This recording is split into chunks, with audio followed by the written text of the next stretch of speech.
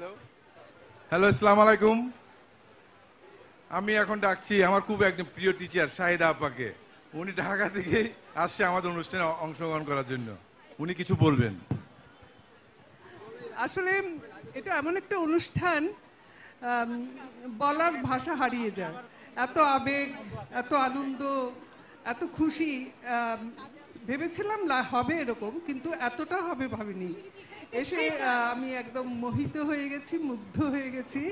আমাদের ছেলে মেয়েরা এখন এত প্রতিষ্ঠিত তাদের ভিন্ন ভিন্ন জায়গায়, এটা দেখে সত্যি গর্বে আনন্দে বুকটা ভরে যায়। এক একজন সবার সাথে যখন পরিচিত হচ্ছি, এক একজন বলছে বিভিন্ন রকম গুরুত্বপূর্ণ দায়িত্বে নিজেকে রেখেছে, বিভিন্ন জায়গায় বিভিন্নভাবে নিজের ক্ষেত্রে তারা নিজেদেরকে উদ্ভাসিত করছে। এটা দেখে খুব ভালো লাগছে।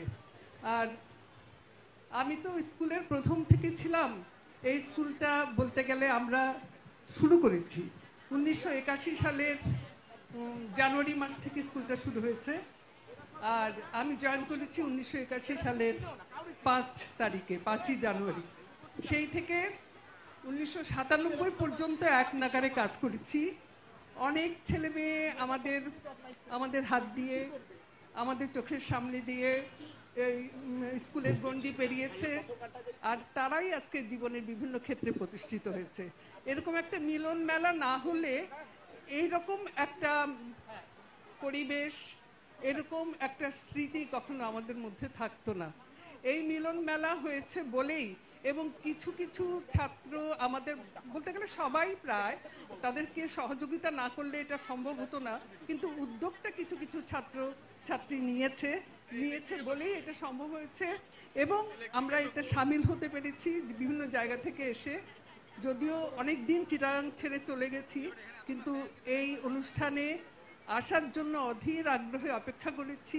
যখনই শুনেছি যে অনুষ্ঠানটা হবে, তখন থেকে অধীর আগ্রহে অপেক্ষা করছি কখন আসব।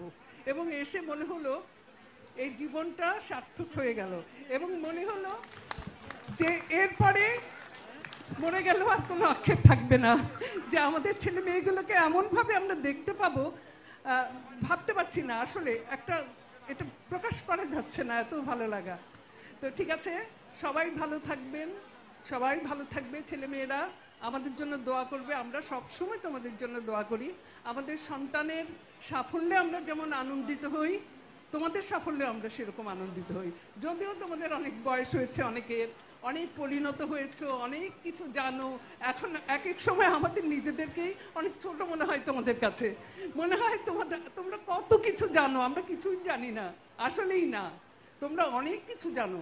এখনকার প্রযুক্তি সম্পর্কে আমরা কিছু জানি না।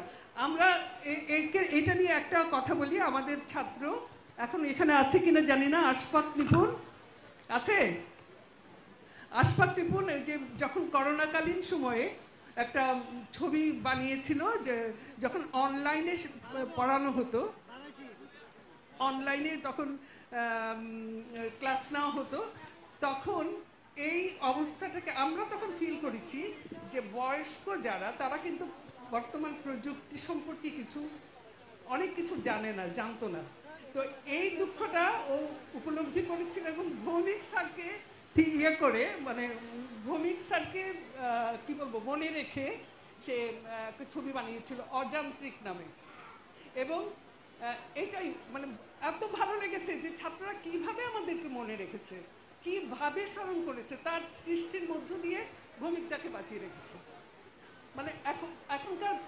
এখনকার যে প্রযুক্তি, তখনকার শিক্ষকরা কিভাবে কত কষ্ট করে যে এই যে করেছে, অনলাইনে যে শিক্ষাটা দিয়েছে, এটা নিপুণ এটা তুলে ধরেছে তার ছবির মধ্যে। তো এই জিনিসগুলো, এই যে শিক্ষককে এভাবে হৃদয়ে ধারণ করা, এবং সেই ছাত্রদেরকে আমরা বড় করেছি, আমরা মানুষ করেছি, আমরা পড়িয়েছি, এটা ভাবলেই তো ভালো লাগে। সবাইকে ধন্যবাদ, সবাই ভালো থাকবেন।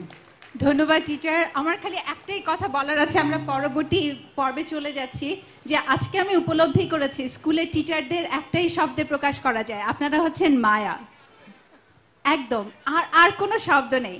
যে অদ্ভুত মায়ার ছায়া দিয়ে আপনারা আমাদেরকে বেঁধে রেখেছেন, এরপরে আসলে আর কিছু বলার নেই। আমরা চলে যাচ্ছি আমাদের